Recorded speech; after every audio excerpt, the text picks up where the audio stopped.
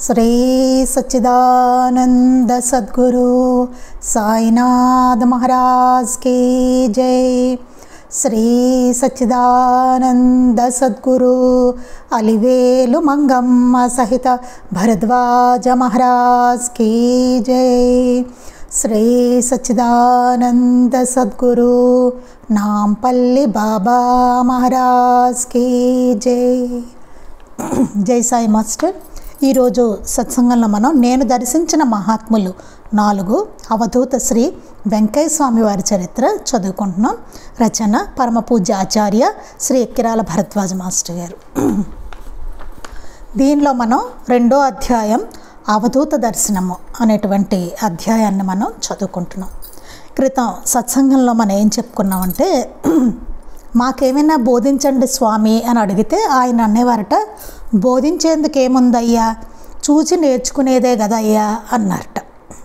ఆయనను చూచి వారు నేర్చుకోమన్నది ఏమిటి అని మాస్టర్ గారు కొన్ని పాయింట్స్ చెప్పారనమాట।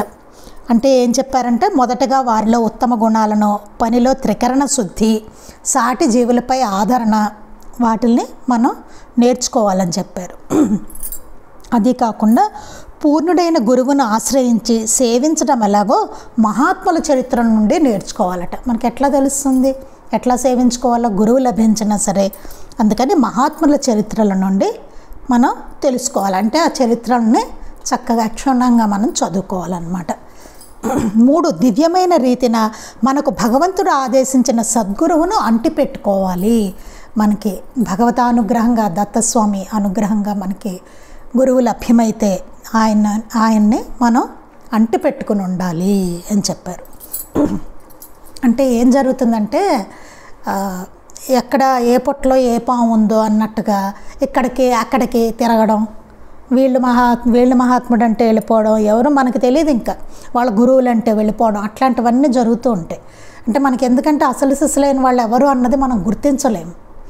అందుకని చెప్పి ఏం చెప్తున్నారు ఇక్కడ, భగవంతుడు ఆదేశించిన సద్గురువును మనం అంటిపెట్టుకుని ఉండాలి। మనకు అవసరం అయినప్పుడు ఆ సద్గురువే మనల్ని ఇతర మహాత్ముల దగ్గరికి, ఇతర సద్గురువుల దగ్గరికి పంపిస్తారు మనకు అవసరం అయితే కదా।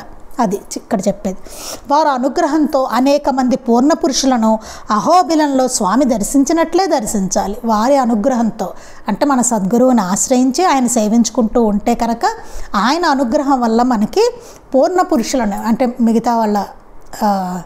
మిగతా మహాత్ములు సద్గురువులు ఎవరైతే ఉన్నారో ఆ గొప్ప గొప్ప వాళ్ళ స్వాములను దర్శించాలి। అప్పుడు వారి వద్ద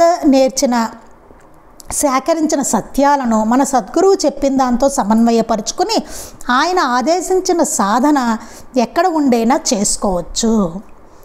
వారి వద్ద సేకరించిన సత్యాలను మనం ఆయన దగ్గర నుంచి నేర్చుకున్న దాన్ని ఏదైతే ఉంటుందో అది మన సద్గురువు చెప్పిన సాధన, మన సద్గురువు చెప్పిన దానితో సమన్వయపరుచుకోవాలి అని చెప్తున్నారు ఇక్కడ।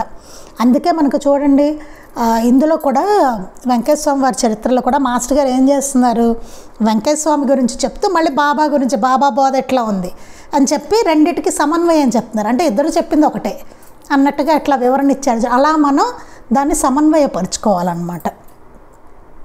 తర్వాత మనం ఆయన ఆదేశించిన సాధన ఎక్కడ ఉండైనా చేసుకోవచ్చు, అక్కడే ఉండాలని అట్లా కాదు, ఎక్కడున్నా సరే మనం సాధన చేసుకోవచ్చు। అందుకే ఒక భక్తుట, స్వామి నన్ను సాధన చేసుకుంటూ ఎక్కడ ఉండమంటారు అని అడిగినప్పుడు ఆయన చెప్పారట, వెంకయ్య స్వామి వారు ఒంటి దూలపు ఇల్లు వేసుకుని ఎక్కడైనా ఉండవచ్చు అని చెప్పారట। ఇవన్నీ మనకు స్వామి చేసి చూపినవే అని చెప్తున్నారు, ఆయన ఆచరించి మనకి చూపారు అని చెప్పారు। ఇంకా మనకేం చెప్పారంటే, ఆయన ఎట్లా గురువుని సేవించుకున్నారు, అది ఎట్లా సేవించుకున్నారు అనేది కూడా చెప్పారు। పెంచిన కోణంలో ఆయన తపస్సు గురించి నారాయణ అనే సేవకుడితో చెప్పారట।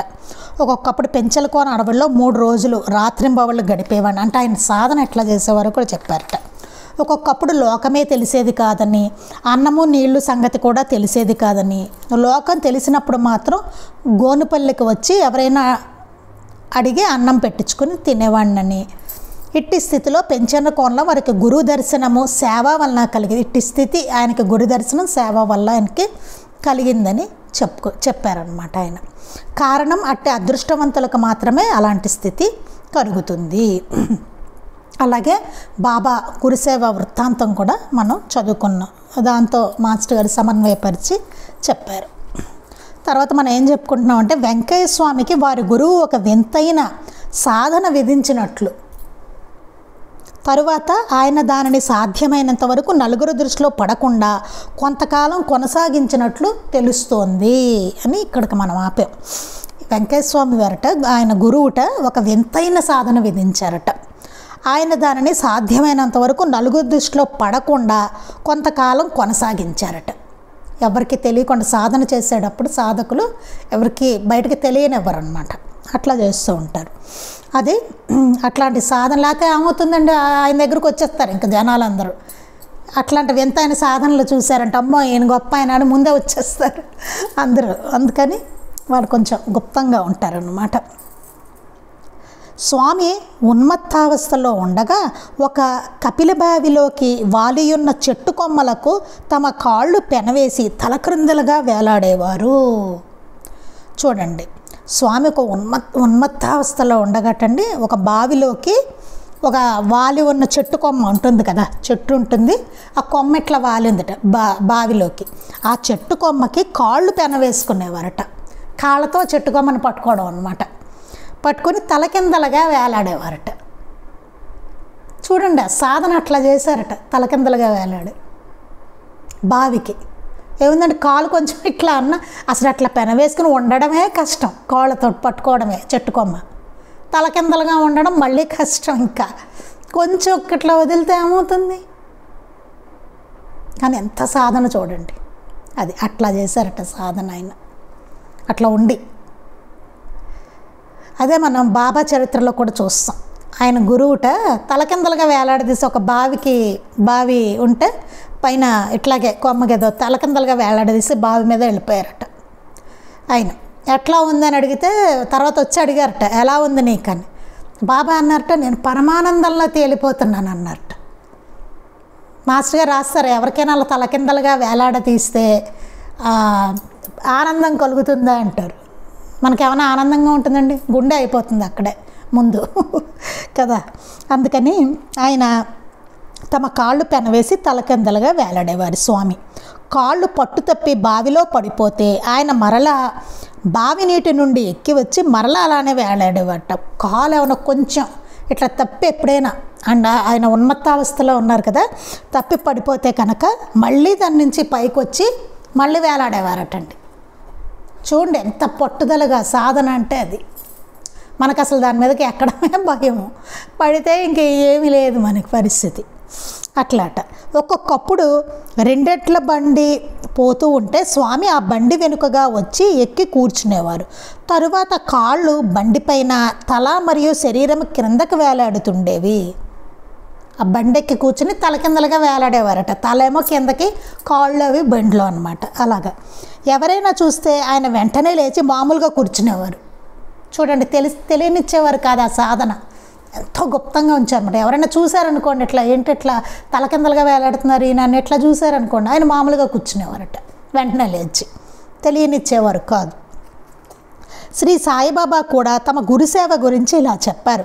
నా గురువు నన్ను ఒక చెట్టు కొమ్మ నుండి బావిలోకి తలక్రిందలుగా వేలాడదీశారు. ఇలాగే స్వామి అట్లాగే ఆయన్ని బాబాని ఆయన గురువు తలకిందలుగా వేలాడదీశారు. నా తల నీటికి 3 అడుగుల ఎత్తున్నది. ఆ తల ఎక్కడికుందిట బావిలోకి? ఆ తల నీళ్ళకి 3 అడుగులు ఎత్తుందిట, అంతే. నన్ను అలా వదిలేసి ఆయన ఎటో వెళ్ళిపోయారు. ఆయన్ని. ఆయన 5 గంటల తర్వాత తిరిగి వచ్చి ఎలా ఉన్నావు అన్నారు. నేను పరమానందంలో తేలిపోతున్నాను అన్నాను. మనం ఇందాక చెప్పుకుంది ఎలా ఉన్నావు అని అడిగారట గురువుగారు వచ్చి బాబాని. నేను పరమానందంలో తేలిపోతున్నాను అని చెప్పారట. ఆయన ఎంతో సంతోషంతో నన్ను కౌగిలించుకొని నా దేహాన్ని నిమిరారు. శిష్యుడిగా నన్ను అంగీకరించారు. ఆయన ఎంతో సంతోషించారట. సంతోషించి ఆయన కౌగిలించుకున్నారట బాబాని, ఆయన గురువు. బాబా దేహాన్ని నిమిరారట. శిష్యుడిగా ఆయన అంగీకరించారట. నా దృష్టిని ఆయన మీద లగ్నం చేశాను. ఇంకా అంతటితో కాదండి, తర్వాత శిష్యుడు చేయవలసింది ఏం చేశారట ఆయన? బాబా ఆయన దృష్టిని అంతటిని ఆ గురువు మీదే లగ్నం చేశారట. నా ధ్యానమూర్తి ఆయనే నిజానికి ఇట్టి వింతైన యోగ సాధన ఒకటి ఉన్నది, నా ధ్యానమూర్తి ఇంకా ఆయనే అని చెప్తున్నారు. ఇంకా ఆయన్నే గురువునే ధ్యానిస్తున్నారట. ఆయన దృష్టి అంతా గురువు గారి మీదే ఉందిట. నిజానికి ఇటు వింతైన యోగ సాధన ఒకటి ఉన్నది, నిజానికి ఉంది ఈ యోగ సాధన అని చెప్తున్నారు. ఎందుకంటే మనం చూసాం ఇది, కొంతమంది మాస్టర్ గారు లీలామృతంలో రాస్తారు. కొంతమంది అన్నట్టు ఇదేంటి తలకిందలుగా వేలాడి తీయడం ఏమిటి, అసలు ఎవరికైనా ఆనందంగా ఉంటుందా అనేసి కొంతమంది అన్నారట. దానికి మాస్టర్ గారు చెప్పారు, ఏదో వెంకయ్య స్వామి గారు, ఇట్లా సాయినాథుల వారు, తాజుద్దీన్ బాబా వీళ్ళందరూ ఇట్లాంటి సాధన చేసినట్టుగా ఉన్నాయి ఆధారాలు అని చెప్పారు మాస్టర్ గారు. అది ఇలాంటి సాధన, వింతైన సాధన ఒకటి ఉంది అని చెప్తున్నారు. గణేశపురి వాస్తవ్యులైన శ్రీ నిత్యానంద పరమహంస ఇలాంటి సాధన చేశారు. వాళ్ళే కాట గణేశపురి వాస్తవ్యులైన నిత్యానంద పరమహంస కూడా ఇట్లా, నిత్యానంద స్వామి గారు గణేశపురి, ఆయన కూడా ఇలా తలకిందలుగా అట్లా సాధన చేశారట. ముస్లిం మహాత్ముల్లో కూడా బాబా ఫరీద్ గంజ్ షక్కర్ అనే మహాత్ముడు 40 రోజులు ఇలాంటి తపస్సు చేశారు. ఇట్లాంటి తపస్సు ముస్లిం మహనీయులు కూడా చేసినట్టుగా మనకి ఉన్నాయని చెప్తున్నారు మాస్టర్ గారు. ఒకరోజు చలమనాయుడు స్వామితో స్వామి, రాముడు కృష్ణుడు మొదలగు వారికి కూడా గురువు ఉన్నారు, మరి మీకు గురువు లేడేంటి అన్నాడు. అంటే వీళ్ళు చూస్తుండగా చూడలేదు కదా, అందుకని ఆయన అడిగారట. ఒక ఆయన చలమనాయుడు అని ఆయన, స్వామి రాముడికి కృష్ణుడు మొదలైన వాళ్ళకు కూడా గురువు ఉన్నారు కదా, మరి మీకు గురువు లేడేంటి అంటే, మేము చూడలేదు కదా మీ గురువు లేడేంటి అని అడిగారట.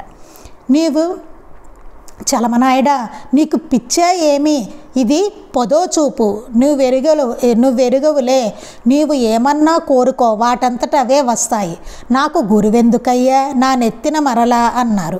ఈ మాటలు సరిగా అర్థం చేసుకోకుంటే స్వామి తమకు గురువే లేడని చెప్పినట్లు తోస్తుంది. మనకు అట్లా బాహ్యంగా దాన్ని చదువుకున్నప్పుడు ఎట్లా ఉంటుందండి, ఓహో అయితే ఈయన గురువు లేరు, నాకు గురువు అవసరం లేదు, నాకు గురువు లేడు అన్నట్టుగా అనిపిస్తుంది మనకి. కాకపోతే మహాత్ముల మాటలు చాలా సూక్ష్మం ఉంటుంది, అది మనం అర్థం చేసుకోలేము. అందుకే మాస్టర్ గారు దాని వివరణ కూడా మనకి ఇస్తున్నారు.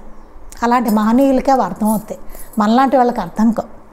ఏమన్నారు స్వామి, నీకు పిచ్చా ఏమి, ఇది పదో చూపు, నువ్వు ఎరుగవులే, నీవు ఏమన్నా కోరుకో వాటంతట అవే వస్తాయి, నాకు గురువెందుకయ్యా, నా నెత్తిన మరలా అన్నారు. అంటే ఏంటి, నాకు గురువు ఎందుకు అన్నట్టుగా అనిపించింది నాకు ఆయనకి, ఆయనకి కదా, మనకు కూడా అట్లాగే అనిపిస్తుంది వింటే. ఈ మాటలు సరిగ్గా అర్థం చేసుకోకపోతే స్వామి తమకు గురువే లేడని చెప్పినట్టు అనిపిస్తుంది మనకి. తెలియని వారికి అదెంతో గొప్పదనిపించవచ్చు కానీ తెలిసిన వారికి అదెంతో హీనం అనిపిస్తుంది. రాముడు కృష్ణుడు సాక్షాత్తు భగవతవతారాలైన తమకెట్టి గురువు అవసరం లేదని విర్రవేగలేదు. రాముడు కృష్ణుడు మొదలైన వాళ్ళు కూడా తమకట్టి గురువు అవసరం లేదని విర్రవేగలేదు, ఎప్పుడు వాళ్ళు అట్లా విర్రవేగలేదు. నిజానికి పసితనంలోనే తల్లికి తన నోట 14 భువనాలు దర్శనమిచ్చిన కృష్ణునికి గురువెందుకు, అంతే కదండి. ఒకసారి ఆలోచించండి, నిజానికి చూస్తే కృష్ణుడికి గురువు ఎందుకండి కదా, ఆయనే పరమాత్మ, ఆయనకి అసలు గురువు ఎందుకు? రాముడు ఆయనకెందుకు గురువు?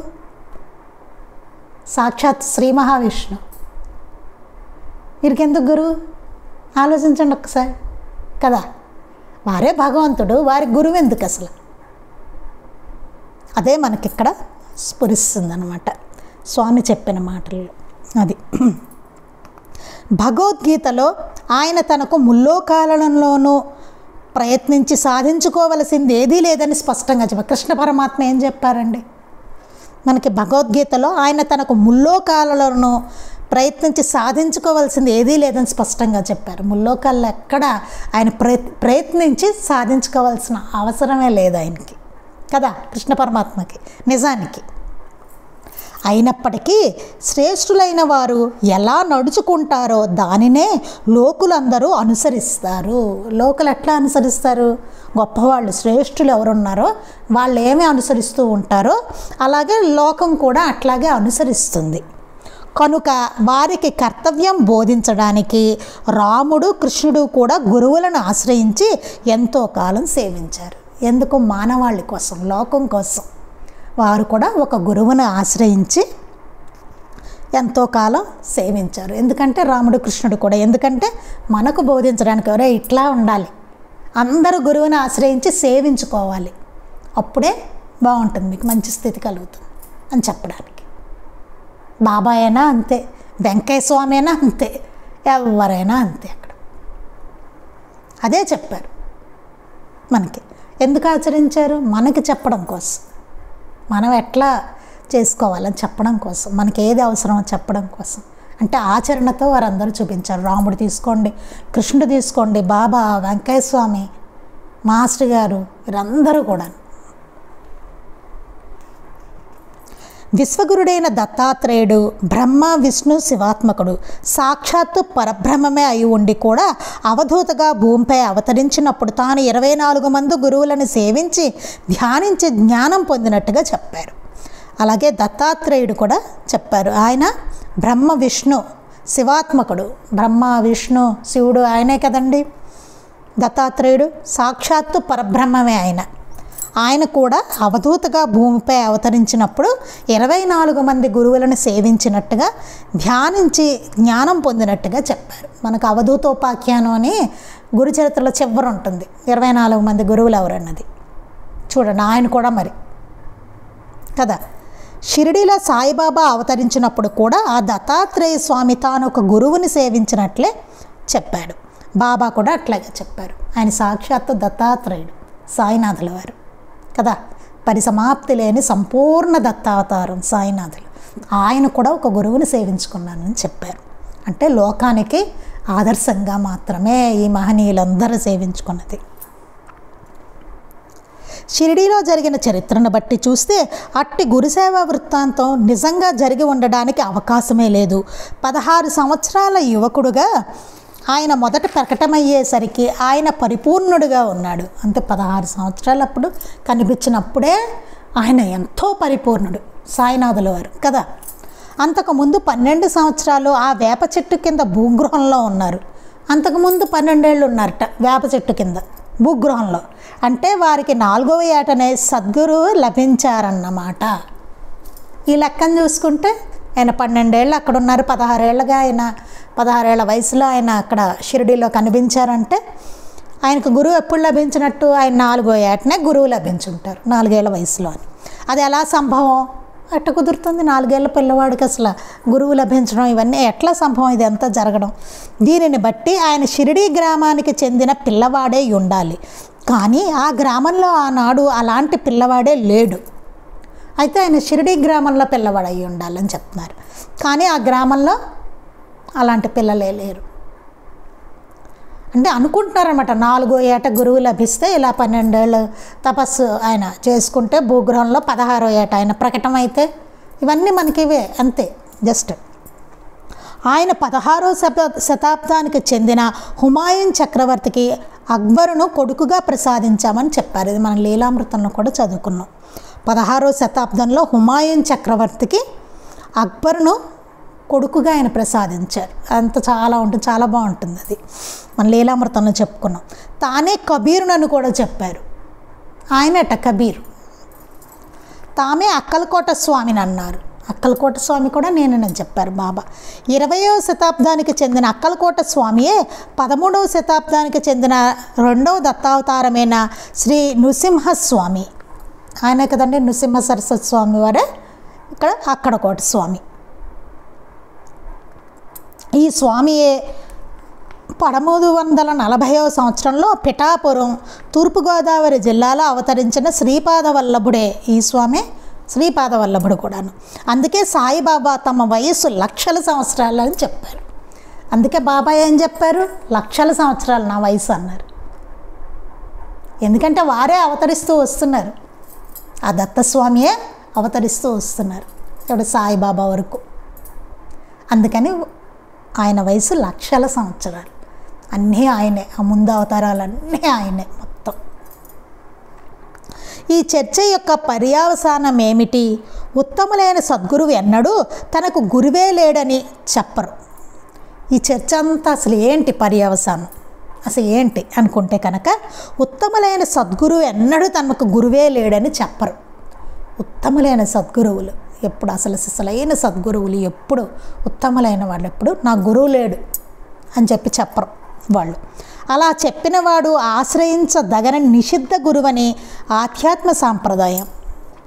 అలా ఎవడైనా చెప్పి ఉంటే కనుక నా గురువే లేడు, నాకు నేనే ఇలా ఉద్ధరించడానికి వచ్చాను మీ అందరినీ అని ఎవరైనా చెప్తే కనుక వాడు నిషిద్ధ గురువు అని చెప్పారు. వాళ్ళందరూ నిషిద్ధ గురువులు. వాళ్ళ పేరు ఒకటే పెట్టుకుంటారు, ఇంకా వారి గురువు గారి పేరు ఉండదు. వాళ్ళందరూ ఏంటి? నిషిద్ధ గురువులు. అలాంటి వాళ్ళు నిషేధించాలి, మనం వాళ్ళ దగ్గరికి వెళ్ళకూడదు. మన గురు సాంప్రదాయంలో చూస్తే వాళ్ళ గురువుని ఎప్పుడూ స్మరించడం ఉంటుంది, ఆయన మహిమని కీర్తించడం ఉంటుంది. ఇవన్నీ నా గురుకృప అని చెప్తారు అసలైన సద్గురువులందరూ. కనుక శ్రీ వెంకయ్య స్వామి చెప్పిన ఈ మాటలను ప్రత్యేకంగా అర్థం చేసుకోవాలి. అదేంటండి వెంకయ్య స్వామి గారు అట్లా అన్నారు ఏంటండి మరి అని అడగచ్చు మనం కదా.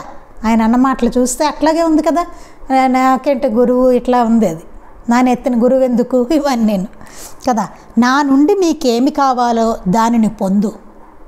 ఆయన ఏం చెప్తున్నారు? నా నుంచి నీకు అసలు ఏం కావాలి ఆయనతోటి చెప్తున్నారు. ఆయన ఎవరు? ఆయన చెప్పిన దానికి అర్థం అనమాట. ఆయనకి చలమనాయుడు అని అన్నారు కదా, చలమనాయుడు ఆయనకి ఆ మాటలు చెప్పారు కదా, దాని అర్థం చెప్తున్నారు మాస్టర్ గారు చెప్తున్నారు. నా నుండి నీకేమి కావాలో దానిని పొందు, అంతేగాని నాకు గురువు ఉన్నారో లేదో వారెవరో ఇవన్నీ నీకెందుకు అని వారి మాటలకు అర్థం అదిట. నాకు గురువు ఉన్నారో లేదో ఇవన్నీ నీకెందుకు, నా నుంచి నువ్వు ఏం పొందాలో ముందు అది పొందు అని చెప్పారు. నీకు అసలు ఏం కావాలి అది పొందు అని చెప్పారట. వారి మాటలకు అర్థం తామే ఇప్పుడు గురువు అనబడే స్థితిలో ఉన్నారు కదా. ఆయన స్థితి ఏంటో అర్థం చేసుకోవాలి. అంటే ఇప్పుడు ఆ గురువు గారి స్థితి అయితే ఏదైతే ఉన్నదో ఆ స్థితిలోనే వెంకయ్య స్వామి గారు కూడా ఉన్నారనమాట. అంతటి స్థితిలో ఆయన ఉన్నారు. దానిని వినియోగించుకుంటే చాలునని వారి భావం. దాన్ని మనం వినియోగించుకుంటే చాలు, అంతే. అంత గొప్ప స్థితిలో ఆయన ఉన్నారనమాట. ఆయన మాది 10వ చూపు అన్నారు కదా, 10వ చూపు అన్నారు అక్కడ. అదేమిటో మనకు అర్థం కాదు. ఒక ఆధ్యాత్మ సాంప్రదాయం ప్రకారం సాధకునిలో షట్చక్రాలు అనబడే ఆయా యోగశక్తి కేంద్రాలే కాక భృకుటిలోని ఆజ్ఞాచక్రానికి తలపై నుండే సహస్రారానికి మధ్య మరి 3 యోగ కేంద్రాలు ఉన్నాయి. ఆ 9 పైన 10వ చూపు అయిన సహస్రార చక్రం ఉంటుంది. దాని మధ్యనే గురుపాదాలు లేక గురుపదము లేక సద్గురువు అనబడే ఆధ్యాత్మ స్థితి ఉంటాయి. ఇక్కడ చెప్తున్నారు చూడండి, ఏం చెప్తున్నారు? ఆధ్యాత్మ సాంప్రదాయంలో సాధకునిలోటండి షట్చక్రాలు అనబడే ఆయా యోగ కేంద్రాలే ఉంటాయట. అదే కాకుండా మన ఈ బ్రుకిటి అంటే మన 2 కనుబొమ్మల మధ్యన అనమాట. బ్రుకిటిలోని ఆజ్ఞాచక్రానికి, అక్కడ ఉండే చక్రాన్ని ఆజ్ఞాచక్రం అంటారట. తలపై నుండే సహస్రారానికి, తలపై ఉండే చక్రం సహస్రార చక్రం, దాని మధ్య మరి 3 యోగ కేంద్రాలు ఉన్నాయి. ఈ బ్రుకిటి మీద ఉన్న ఆజ్ఞాచక్రానికి సహస్రారానికి మధ్యన కూడా 3 కేంద్రాలు, యోగ కేంద్రాలు ఉన్నాయట 3. ఈ 9 పైన ఇవి మొత్తం కలిపితే చక్రాలు 9 అవుతాయి. ఈ 9 పైన 10వ చూపు అయిన సహస్రార చక్రం ఉంటుంది. ఈ 9 పైన 10వ అది సహస్రార చక్రం అంట. దాని మధ్యనే గురుపాదాలు లేక గురుపదము లేక సద్గురువు అనబడే ఆధ్యాత్మ స్థితి ఉంటాయి. దాని మధ్యనే ఉంటుందట, గురుపాదాలు ఉంటాయట, లేక గురుపదము లేక సద్గురువు అనే ఆధ్యాత్మిక స్థితి అనేది అక్కడ ఉంటుంట. మరొక ఆధ్యాత్మిక సాంప్రదాయం ప్రకారం, ఒక ఆధ్యాత్మిక సాంప్రదాయం ప్రకారం చెప్పారు. అదే మరొక ఆధ్యాత్మిక సాంప్రదాయం ప్రకారం మూలాధారం నుండి సహస్రారం వరకు 9 చక్రాలు, అటు తర్వాత సాధకుని కుడి రొమ్ములో అనుభవమయ్యే హృదయస్థానమైనదే 10వ చూపు. ఇంకొక ప్రకారం చెప్తున్నారనమాట. ఇంకొక సాంప్రదాయం, ఈ ఆధ్యాత్మికంగా రకరకాల సాంప్రదాయాలు ఉంటాయి కదా, ఒక సాంప్రదాయం మనం చెప్పుకున్నాం, అలా చెప్తారనమాట దాన్ని. ఇంకో 10వ చూపు అంటే ఇంకొక సాంప్రదాయం ప్రకారం ఏంటిట, మూలాధారం నుండి సహస్రారం వరకు 9 చక్రాలు ఉంటాయి. అటు తర్వాత సాధకుని కుడి రొమ్ములో అనుభవం అయ్యే హృదయస్థానం అనేదే 10వ చూపు. సాధకుడికి కుడి రొమ్ములో అనుభవం అయ్యేదే దాన్నే 10వ చూపు అంటారట, ఆ స్థానాన్నే. కొందరు మహాత్ముల వలె స్వామి చెంతన కూడా నిరంతరము ధుని లేక నిరతాగ్ని హోమం కూడా వారికి ఒక గురువు ఉండి తీరాలన్న దానికి మరొక గుర్తు. మనం ఇది బాబా దగ్గర కూడా చూస్తాం, నిరతాగ్నిహోత్రం బాబా దగ్గర ధుని అట్లా వెలుగుతూనే ఉండేది, ఎప్పుడు అలా వెలిగిస్తూనే ఉండేవారు. అందులో కట్టెలు వేయడం అట్లా వేస్తూ ఆయన వెలిగిస్తూనే ఉండేవారు ధుని.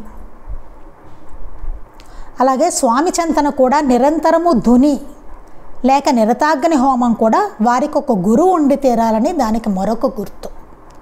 అలాగే వెంకయ్య స్వామి వారి దగ్గర కూడా ఎప్పుడు నిరతాగ్నిహోత్రం ధుని అట్లా వెలుగుతూనే ఉండేది ఆయన దగ్గర కూడా. చూడండి, అంటే దాని అర్థం ఏంటంటే గురువు, ఆ అగ్ని రూపంలోనే ఆ గురువు ఉన్నారని వారు ఎప్పుడు సేవించుకుంటూ ఉంటారనమాట. అది షిరిడి సాయిబాబా శ్రీ ధునివాలా దాదాల వలె స్వామి కూడా నిరంతరము అగ్నిహోత్రం చేసేవారు. ధునివాలా దాదా కూడా అట్లాగే ఉంటుంది, ధుని నిరంతరం. ఆ మహాత్ముల వలనే స్వామి కూడా నైష్టిక బ్రహ్మచారి. అలాగే బాబాను ఈ ధునివాలా దాదా ఎట్లాగో అలాగే స్వామి కూడా నైష్టిక బ్రహ్మచారి. ఆయన అంటే ఆజన్మ బ్రహ్మచారి, నైష్టిక బ్రహ్మచారి తన జీవిత పర్యంతము తన గురువు చెంతనే ఉండాలి.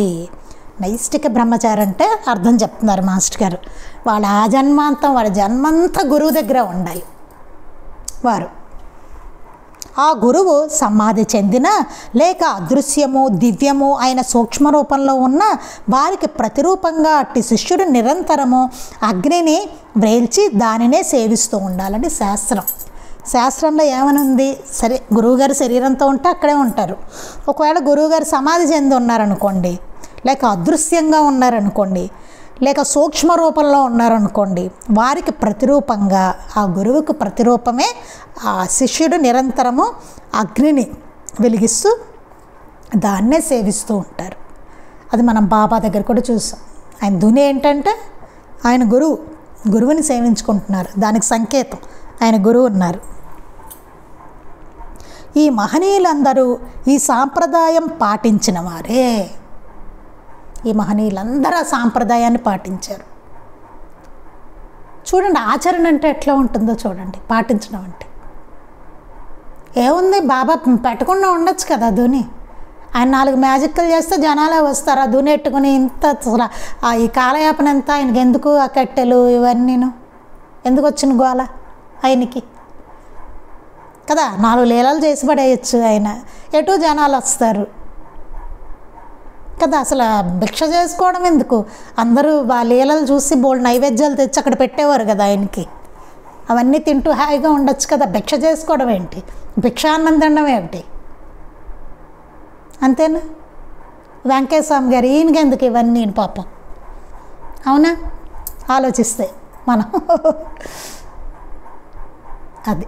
కానీ చూడండి, ఆచరణ అనేది వారిలో అట్లా ఉంటుంది.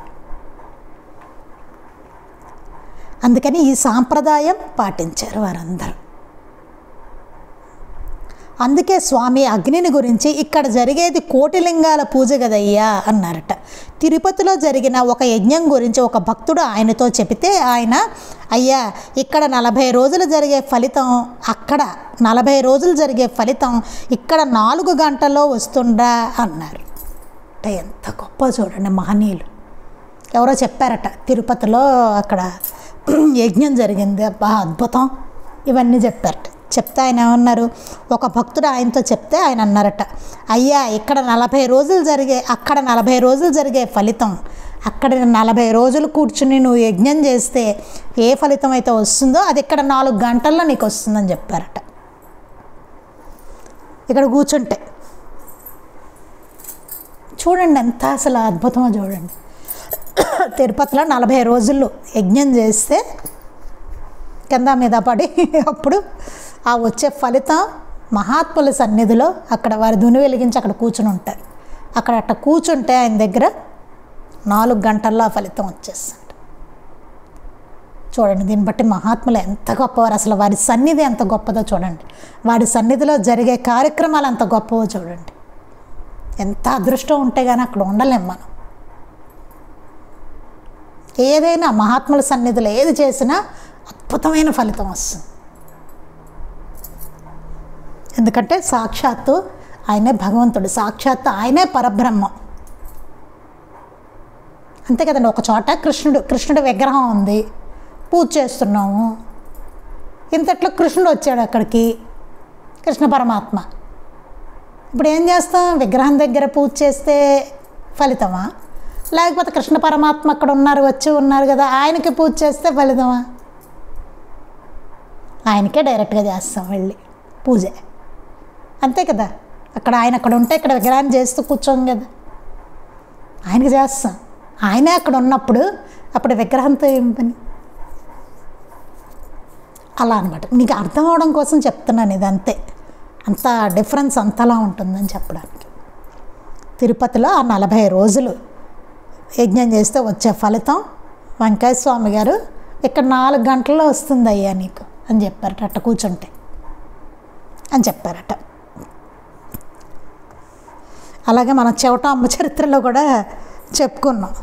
ఆ తిరుపతికి ఒక ఆవిడ చెప్తూ ఉంటుంది, చాలా గొప్పగా చెప్తూ ఉంటే, అక్కడే ఉందమ్మా మేళతాళాలు అవే ఉంటాయి, ఇక్కడ ఏమి ఉండవని చెప్తారు ఆవిడ. అట్లాగా